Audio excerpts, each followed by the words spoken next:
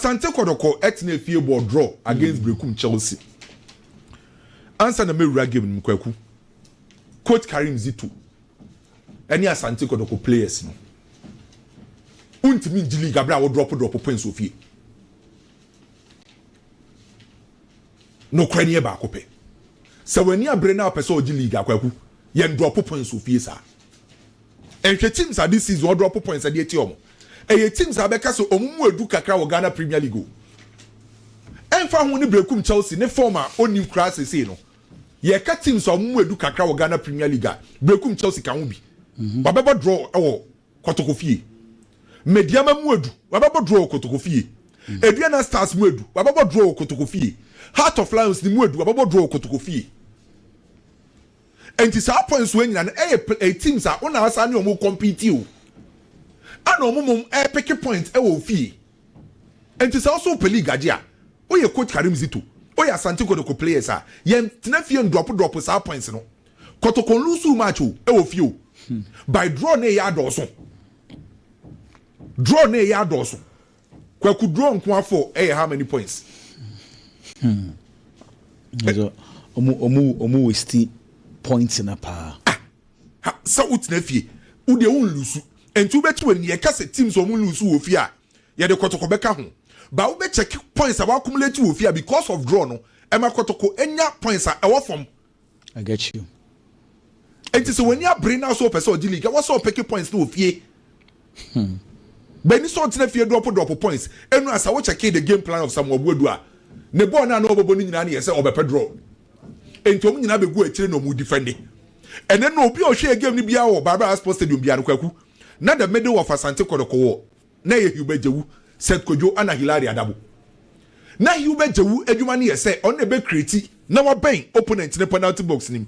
Enti se o create the amadonzo mu anim wa. Opportunity ni ba no so etimi apa bi di ache. Ba kwaku majority of the minutes are you waiting at the game no. And now say Seth Kojo ne Hilary Adabo ntimi fa ball nim kwa adim no.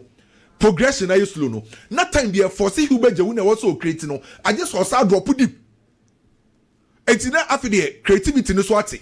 So ade na Kotoko ye ne say afi the yen shooting from distance. Enti no asa o check here. Kotoko e shoot be brave from akire. Ano mu shoot so a. Brekum Chelsea for ne doors wo man kasa half. Enti mu shoot enko. Na fe the crosses ne ba na ye pim cross ni film. Set piece beto a omo ntimi make any good use of set piece no. Few opportunities Asante Kotoko nyai. Baako Hubejewu inside the penalty box of Brekum Chelsea. Inside the honey the technique nebo Hubejewu ampa.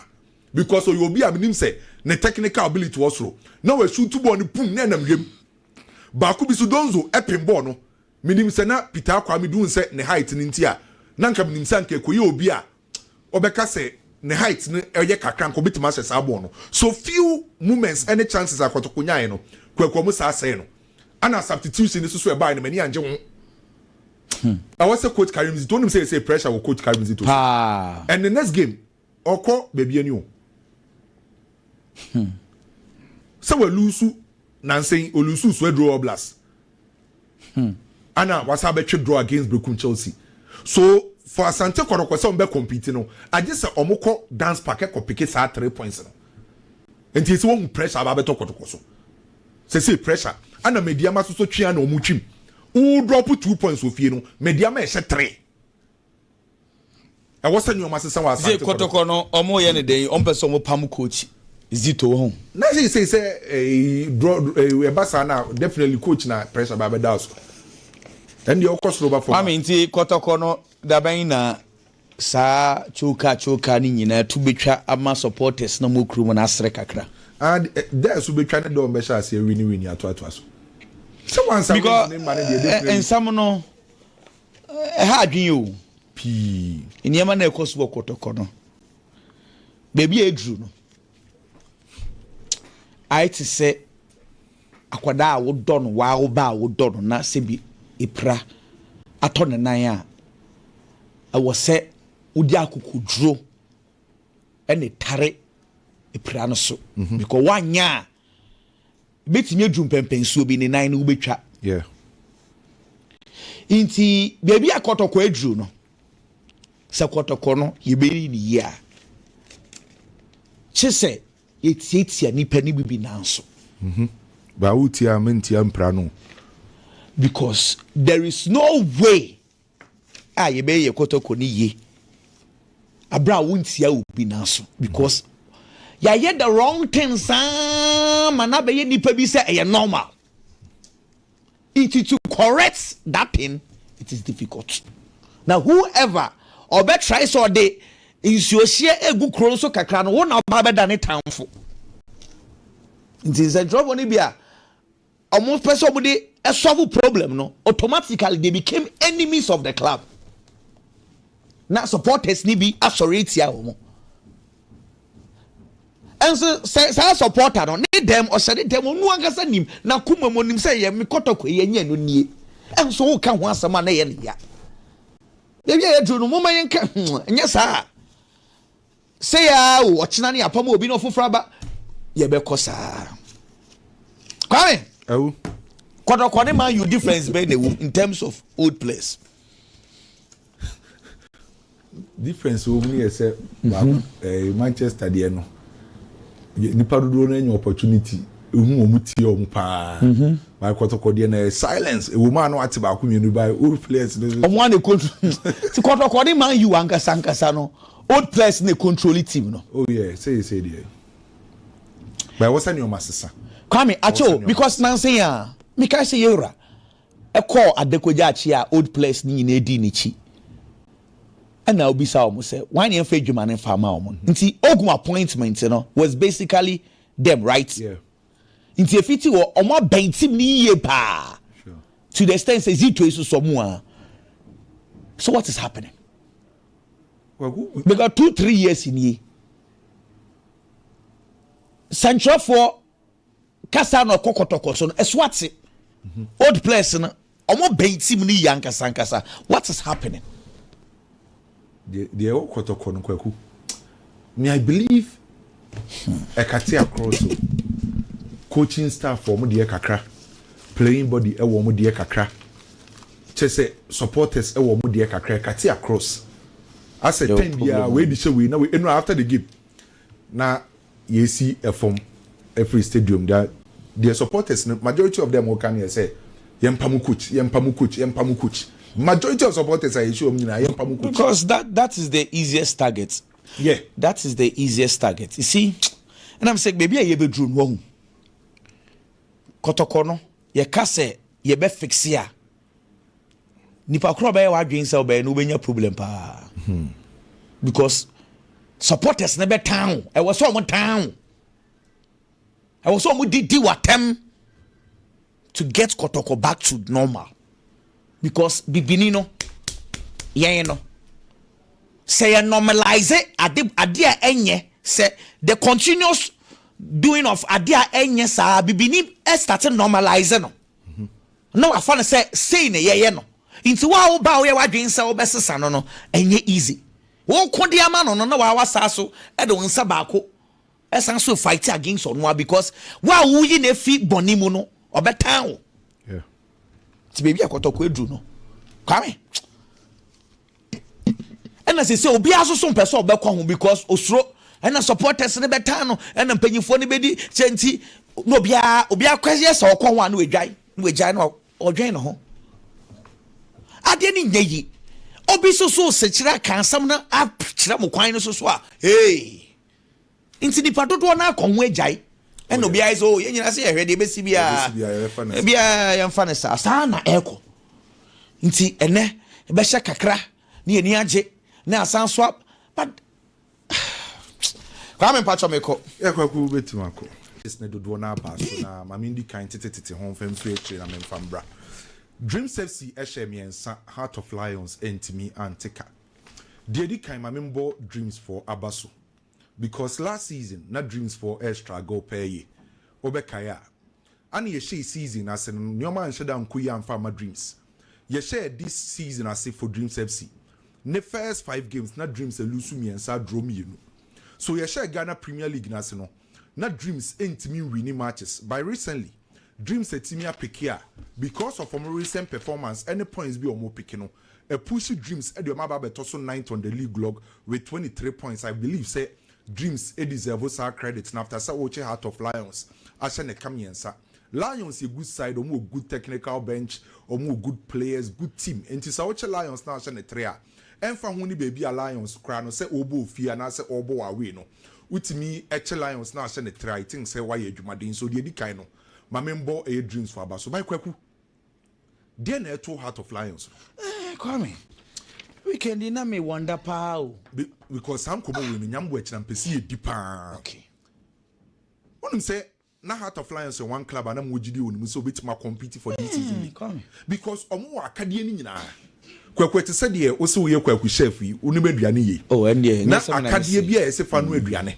ye ma wakade ni nyina na still went me mfa no ade a na ye se bibi ha adwen no correct on the part of Heart of Lions akade bia they compete for the league omo obi o ba wonim se kwaku surprisingly Heart of Lions in the last 8 games on win you hey in the last 8 games we lose 5 and draw 3 so the last 8 games are a possible 24 points no Heart of Lions have 3 and what to 21 points ago na nyame adom e china mpesi ebedi Heart of Lions in come we pay because everyone was a team na ye probi obetima compete for Ghana Premier League no na ye the Heart of Lions second ho no kwaku the last 8 games we lose 5 and draw 3 I think say I was a Heart of Lions you do omo honkomo so mamembo Dreams for aba so say omo che Heart of Lions asho omo 3-0 then see my friend say Aduana Stars eshe Karela 2-1 a good win for Aduana Stars because now I check Aduana Stars last 3 games before Karela game no over the weekend now Aduana Stars atenefie abodro against House of Folk now akwa away akwa kolusu again akwa draw against Young Apostles were away and now was atenefie elusu against Vision so before say Aduana Stars before Karela game no now the last 3 games we draw House of Folk we draw Young Apostles and we draw Vision wo fie and it's a team my friend say Aduana Stars say ba be fie against Karela now we expect Aduana Stars so bit ma pick the 3 maximum points to be honest na a game back we mu edin e the Aduana Stars team no ye share game na say ana Karela di Kenya the first goal because Salim Bafada player na nansi omo fa ni free Future Stars no ana she ongo onu ankasa she no ho ana ma Karela for take lead no until say penalty beto ho e ma Les Boache e convert sa penalty man ko ye 1-1 obi anim say game no e ba be draw Karela for e ba be twe 1 point e dey fi Aduana Stars for ho ye be pon game no 90 plus 4 minutes ana branch friend say Charles Jemfi Kamara mo ko fa ni free baby any goal Stars share the winning goal at the Aduana Stars. I believe not a difficult game the Aduana Stars, but the most important thing and Aduana Stars say obet imagine the 3 maximum points. Inform Mediama SMNsa Young Apostles as so entimi antika. Kwaku Mediama form no unready. And again, mame and salute to Coach Ibrahim Tanko. I think say Coach Ibrahim Tanko any Mediama for ne year Juma Paye. Kwaku sa o pese o dominate o domestic league ade edi kan se wo so ye pane ye say time bia no o results no e wo se consistency e wo results na wo se wunya kwaku nim se yabo first round e wie ye second round of Ghana Premier League yabo 18 games me catch ro say mediama lusu just 1 game abejedi only 1 game ana mediama for elusu omu game omu lusu ye away to Karela since then omuko lusu Karela game no obi enu a wetimi ahye mediama se eye fie se eye away enti se wo ye team na pese ogi league ye ntan drop points ye ntan lusu so ade ba akwa ama mediama for aye strong this season ne eye sa omu results omunya that consistency in the results omunya na eye plus edema mediama de tosu mienu obi enu ho so obegi league e wasase we so a ni fie obeka so bema ho ayefo enti football de bia me kirechirem se ye free bibi se home supremacy. And home supremacy a processor. Home team no a show power and authority over the opponent or member ni fee. And to this season, open team ba kwa den so be koni fee akwa 3 points a mediama. And to mediama 10 games a wabo fee no. We win mu 7, we draw 3. Out of 30 points a fee no mediama pick mu 24. And only 6 points and we drop fee. And to team say obe bota kwati ne paka. Kwaku den so be se mediama enti omo home record no say push mediama side on be come nim then again a team akwaku ability to score wasoro So we check Ghana Premier League now hit table now. Team awashe goals kesi mediama. And only the funny aspect of it. Sa almost 25 goals or match in 18 games no. Almost 14 different players na show. Good. That's fine. Almost goals to do say obia. And almost 25 goals no. Almost 14 different players. And I goals na me breaking it down. Defense no. Players bako kwa 4. And I go for my defensive department. There was a Kessie Pan, Kamara Dini, was a 3. And to team are competing for the league. None the defenders bako different and kwa for Ashegua, a troll say, a troll for it to me say. Oban Fin also swa. Almost 6 midfielders or Munasha goose. Salim Adams Asha 3, Emmanuel Usu Asha 3. And on him say, Omo midfielders no Asha goals than any department at the Mediama. And on him the reason. And now, how Ibrahim Tanko Bobo Nebono or dominate two on Finfia no stretch no abo cut back. And te ya goals as Salim Adams any man wo usushe. And to the midfielders no 6 different players. Ana ashe. And Mumi and Sasha 3 each. Salim Adams and Emmanuel Wusu. And Sampo Kran and any mono forward line department nipa 4. And to a teamer defensive setup 4 players, 4 different players na goals. Midfielder 6 different players. Forward line department 4 different players. And no some consider sao. Ghana Premier League in has nan consider kesiye. By who team so consider bebra. Team a friend say Mediama count so far after 18 games we consider 10. And ti akwa koye a well balanced side. Oshe goals no anon consider bebre. So I believe Ken Kwaku Mediama for no say almost say ya number kwani dia. Then omujina position here say umbeti magic Ghana Premier League no. I think the numbers is yeah. I mean to lose only one game in so 18 far. games. Yeah. Wow. So far. Aka consistency. And then niasem no. So omo to aso say ya. Niyama e de J League bi omo. That's fine. So people say dey na J League. One. I was say we a good team. And currently Uba Ghana Premier League. Mediama arguably the best club in Ghana Premier League. I was say we a good technical team. And I say coaching staff. Coach Ibrahim Tanko na pound for no. Or me a very good. I was say operations I cost you the mouth. And me no say Mr. Moses Parker na pound for na pound for. Ebo operations are. I was say it's kasusu wo ho. It's kasusu ebi wo ho. Enti akadie bi e league no. I was say supporters rally behind the team. And ukota kwa TNA stadium supporters neba. Enti adie bi e league ni bia no kwa Mediama for obi assistance now. And omo compete with the big guys.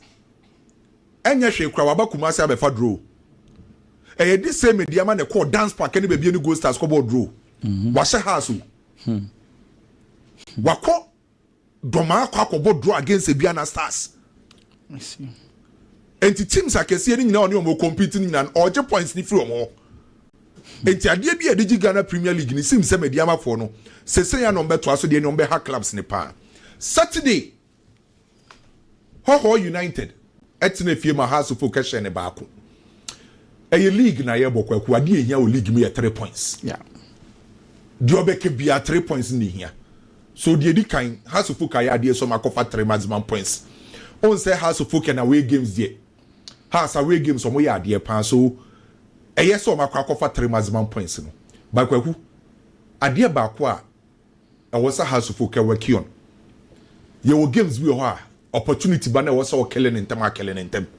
In as much as we jitum say the obeke bia akwa and na here supporters no. By the first washe ne nche say nyoma ba mienu miense bi anko ya enisi yeka. Because uko wanim no nim say why mistakes wo achi. Entu tranye ya obehwe success no, obehwe wins ne saba unhwe mistakes ni weakness. Na etimi ahaw that bi. Enti mijitum say ha sa ya ade akwaje 3 maximum points e bo mabaso. Ba nyoma ba mienu miense bi a enko ye no. Eye me no mienu asede say ye betwe team na dua abaso. Na ya twe supporters na dua abaso. So the edika mabo mabaso so makoje 3 points no. Ba kwaku. Na eye game ananka wo say House of Folk more than 2. Bo na ye nyina ehwe ye no. Nanka wo say House of Folk akili game ni mpo krantem. Because ye wo games bi wo ho a one killing in time a utiranye ya. Unya sa late minute goal no. And it's opportunity basa was our killing game in time. I was what me killing game in time. And I don't know, say Pobi my astro for. Yeah. it seems that one club or benefited from that by has. Okay. As a core venue, Astro for me irrespective of the score line, no performance. So House of Folk benefited from Sadia. Game no defensively House of Folk no be okay. Benjamin Asare SR 10 Ebefa ne non one position post in him. Okay, pull clean sheets. Or ya 1-2 says be at least na a year the ma House of Folk. And on him okay him. The level of seriousness and Benjamin Asare did them. A chance of say so competition. Because Solomon Gwesi opportunity no or prove mo be at say equally on so bet me aye number 1 for House of Folk. Enti Benjamin so bet name no ebede mu no ku ne ho o ye say ba ku bi mpokra ne boss e ba say na nke betuma to atene. And to so nya ne number 1 position no person prove a point or ye 1-2 saves be equipu clean sheet which na a good. Then again Baba Demu Kujo Calvin says be piki ana man kwabe fiom ba chiro no omo make sure say o make put things tight for Ho United. Ho United attack o mentimi am breaking House of Folk defense ni bebre because na House of Folk defense akwesi bro ni be kase na e water tight. Ana chese no mekwe de mo defense so in the midfield David Opon Afrane Hussein Alonso ana branch friend George Paku kwaku David Opon Afrane ball no boy na kai mini days at King Faisa obobo yeah the manager David Opon Afrane ball no boy ne se kwaku as a deep sitting midfielder no o make nyoma cool simple oje ball no a pass no a position no a try so be sage ball no create lanes. Into making your simple for us to folk confirm and a park who say 8 me fly because who could deep setting midfielder no man your man air simple one man your man complex or your offensive minded midfielder oh ko when you so I believe in the midfield obi to say David Opon Afrane ebo adwuma yipa by kwaku de na aka ne yanim ho chances are no almost say no chance bia Hamza Isa essay ne de na ha adwen so House of Folk win ye but I think say it's about time I was say House of Folk it me grow no me killing games in them na a breaking opponent a confidence because opportunities so munya ye no e take mawuli wayo say late minute game never and then an obeshe go last season the same mawuli wayo majority of the goals no na ye be pon an wo show and they say asasa and also try to some back killing games in them for House of Folk. Now a release it me reduce pressure no. Na amfa bibia betom so by kwakwa de bi. House of Folk akwa kwahye hoho meboa. The next game unim so obo dreams ofie. Owia wabo 11 wonders. Owia wabo bechem ofie ansa na wabo kotoko. So House of Folk say omo a serious clubber. Awon person compete for the league. Omo next 3 games say what's the 3 games no omo tibi fa 9 points ni nyina. Because after winning away to Ho United no ubebo fear against dreams meji tum say House of Folk need dreams games die kwaku edne by so when you brace up person compete for the league ubetina fie na what's all just our points no and me no mienu nim say league na ye bo no 11 wonders na yesbe we always have betina fie asabo bechem any form enti ansam pokrana House of Folk ebebo kotoko awu kotoko fie no kwaku House of Folk toto ne nyoma ya the next 3 games are done and no betima for 9 points